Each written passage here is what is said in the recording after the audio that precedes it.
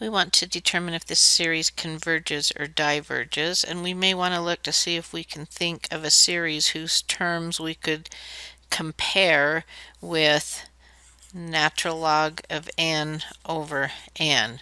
Well, how does that compare with 1 over n? Well, we can look at this and see that actually the natural log, if we look to see what it's doing, the graph looks like this. At 1 it's 0, so it would be smaller than this numerator there, but pretty quickly, if we're looking at 1 here, it's going to become larger than 1. And in fact, the natural log of 1 is 0. The natural log of 2 is about 0.69. The natural log of 3 is about 1.1, and then it continues to increase.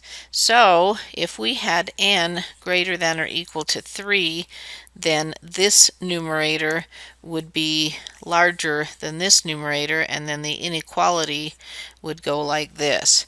Now we look for our series here and we see that we're supposed to start with n equal 1, but if we were writing out the terms of this series, the first term we would have ln of 1 over 1 plus ln of 2 over 2 plus, and then we could sum up n equaling 3 to infinity of the natural log of n over n. So when we have just a fixed number of terms here that's finite, in fact this one is just 0, this would just be some constant. So whatever this series does plus a finite number, if this diverges, and doesn't matter if you're adding a finite piece, and if this converges and when we add a finite number it will still converge.